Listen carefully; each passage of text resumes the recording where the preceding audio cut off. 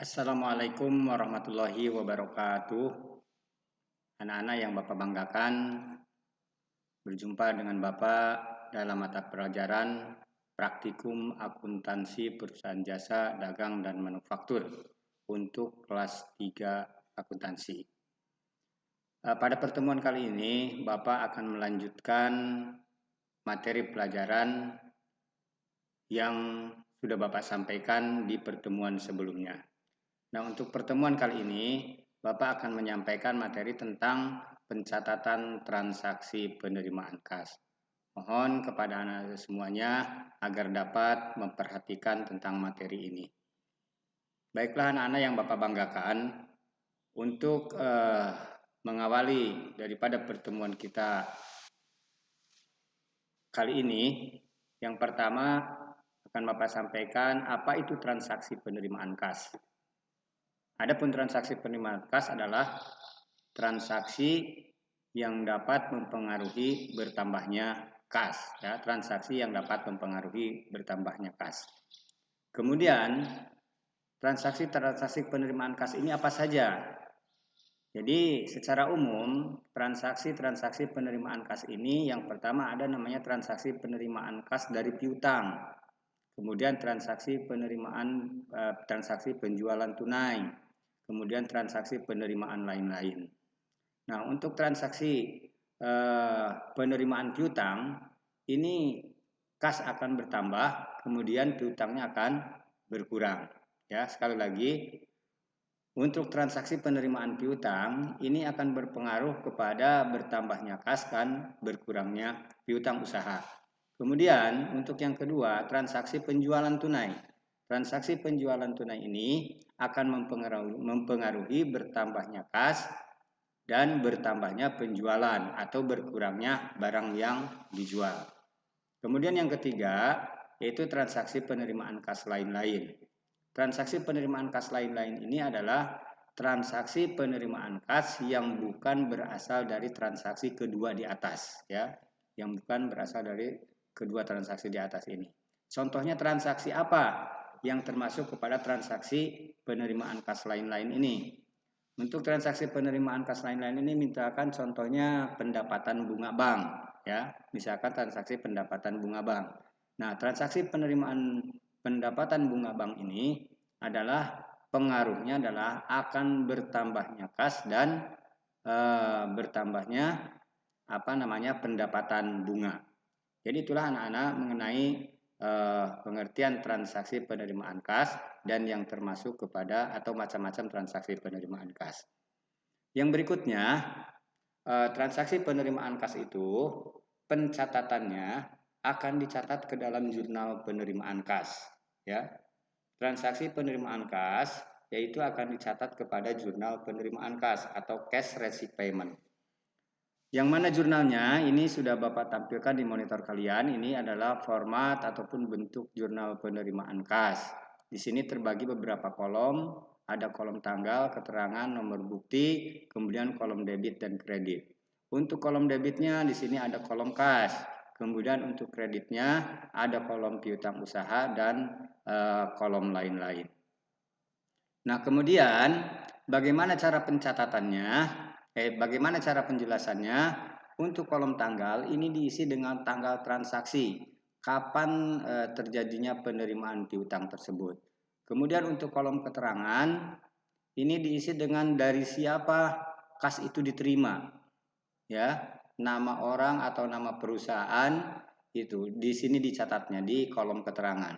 Kemudian nomor bukti, uang kas yang diterima itu berapa nomor buktinya, apa buktinya, ya, misalkan BKM nomor 21, nah, dicatat di kolom nomor bukti.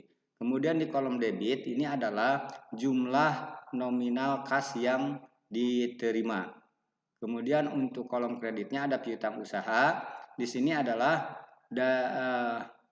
dari mana pengaruhnya terhadap apa kas yang diterima itu? Apakah dari pengaruhnya terhadap piutang atau terhadap kolom lain-lain ini, ya. Kalau dari piutang itu penerimaan kas itu dicatat di dalam kolom piutang jumlah nominalnya, Tapi kalau dia penerimaannya itu bukan berasal dari penerimaan piutang, maka akan dicatat di kolom lain-lain. Nah, anak-anak sekalian, setelah kalian catat di sini nama akun, tanggal, keterangan, dan nominalnya, maka kalian jumlahkan di bawahnya sini. Berapa jumlahnya? Kemudian setelah kalian jumlahkan, maka jumlah yang ada di bawah ini kalian pindahkan ke format rekapitulasi di bawah ini. Ya, ke format rekapitulasi di bawah ini. Berapa jumlah debit yang ada di kolom jurnal ini, di kolom jurnal penerimaan kas debit, kemudian yang kreditnya adalah jumlah yang ada di kolom kredit pada jurnal penerimaan kas. Jadi itulah anak-anak mengenai penjelasan format untuk jurnal penerimaan kas. Yang berikutnya di sini Bapak kasih contoh, ada beberapa contoh yang akan kita jelaskan di sini. Tanggal 4 di sini, tanggal 4 terima cek dari PD Mendung untuk faktur nomor 12 sebesar Rp17.500.000 dengan bukti BKM nomor 21. Nah, di sini adalah dari transaksi tanggal 4 ini nampak penerimaan kas dari PD Mendung untuk faktur. Berarti ini adalah penerimaan pembayaran piutang ya dari piutang yang berasal dari faktur tanggal 12.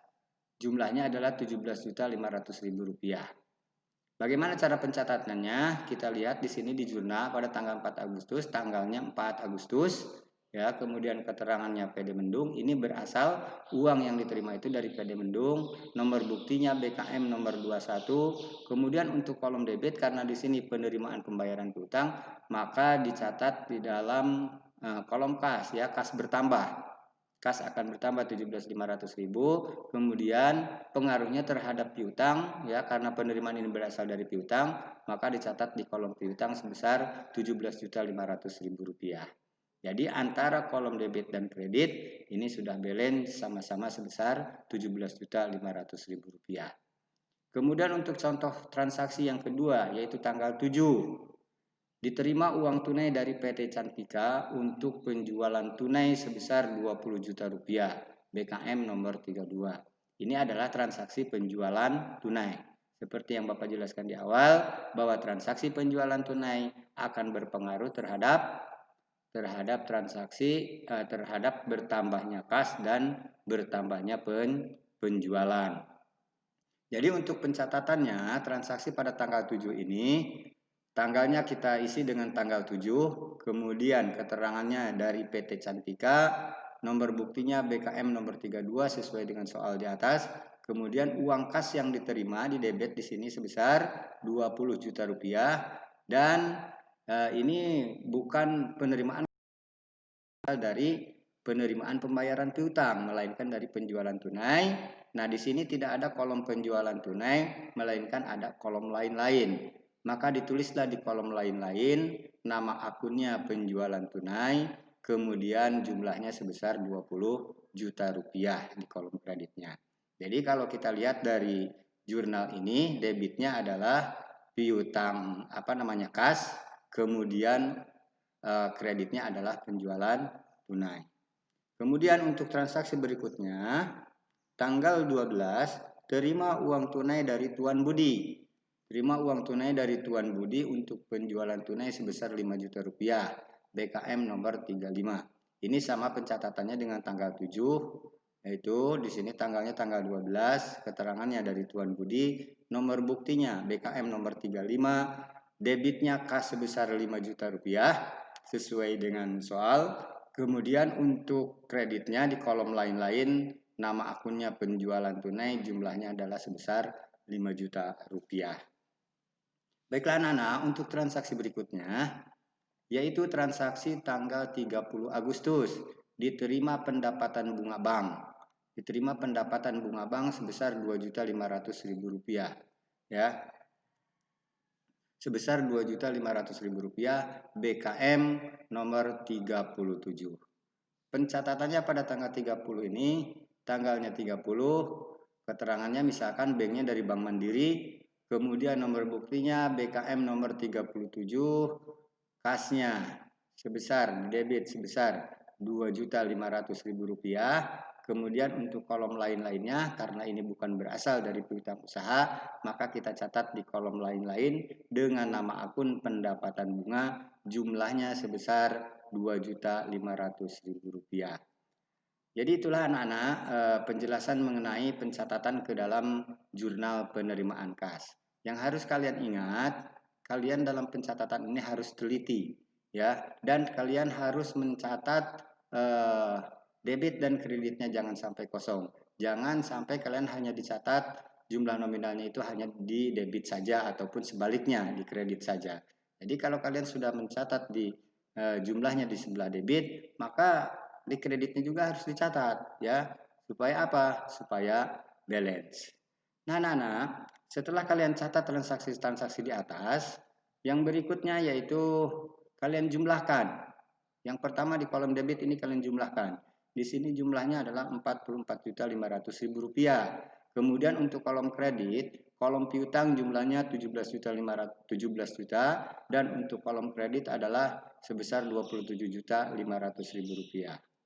Nah, langkah yang berikutnya adalah kalian dari jumlah-jumlah yang ada di dalam jurnal ini, yang di bawah ini, baik itu kolom debit ataupun kolom kredit, kalian pindahkan ke format rekapitulasi. Ya, di rekapitulasi ini ada kolom debit dan ada kolom kredit. Antara kolom debit dan kolom kredit ini ada dua kolom, yaitu kolom nama akun dan jumlah, atau bisa juga akun ini diganti dengan nomor akunnya.